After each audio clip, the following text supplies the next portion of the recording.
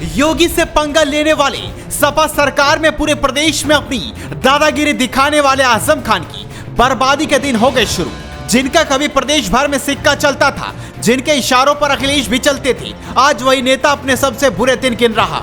उधर आजम खान के बेटे पत्नी को हुई जेल बेचैनी में काट रही सारी रातें। इधर योगी सरकार संपत्ति पर बरसा रही डंडा। सीएम योगी ने जौहर ट्रस्ट की सारी जमीनें ली वापस। खबर सुन हिल गए आजम खान। एक के बाद एक झटकों ने दिया गहरा सदमा।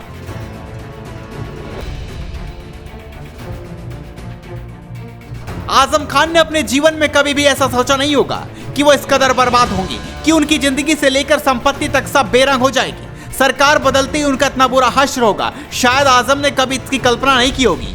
सपा सरकार में किए कुकर्मों और पापों का भुगतान वो योगी सरकार में करेंगे, शायद ये भी नहीं सोचा होगा। लेकिन कहते हैं ना कि सब कुछ लौट कर वापस आता है, और अब वही सब कुछ आजम के पास लौट कर आ रहा है। हाल ही में आजम खान, उनके बेटे और पत्नी को फर्जी बर्थ सर्टिफिकेट मामले में जेल हुई है।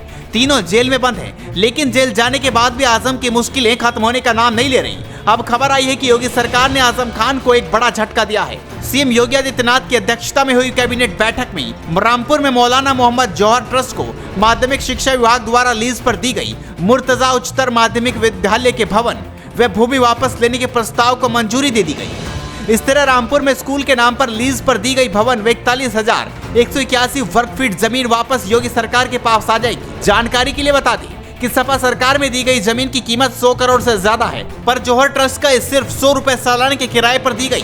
दरअसल सरकार द्वारा इस जमीन को वापस लेने की जो वजह सामने आई है, उसमें जमीन को देने के लिए नियमों की अनदेखी की गई। आजम खान के ट्रस्ट को ये जमीन 30 साल के लिए दी गई थी। पहले इस जमीन पर जिला विद्यालय निरीक्षक और जिला बेसिक शिक्षा अधिकारी का कार्यालय था।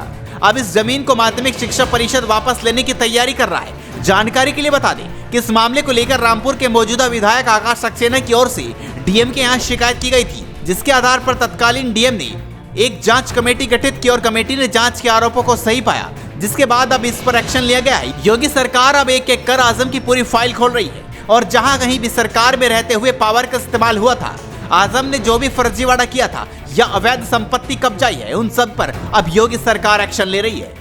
कुल मिलाकर देखा जाए तो अब आजम खान को अर्श से फर्श पर लाने की पूरी तैयारी योगी सरकार ने कर दी। ऐसे में आजम का रामपुर से पूरा नामो निशान मिटना तय है। जो सपा सरकार में बिलबिलाया था, अब उसकी खैर नहीं है। योगी के इस एक्शन पर आप क्या कुछ कहना चाहते हैं, हमें अपनी राय कमेंट बॉक्स में दें। इस वीडियो को शेयर कीजिए और जुड़े रहिए हेडलाइंस इंडिया के साथ।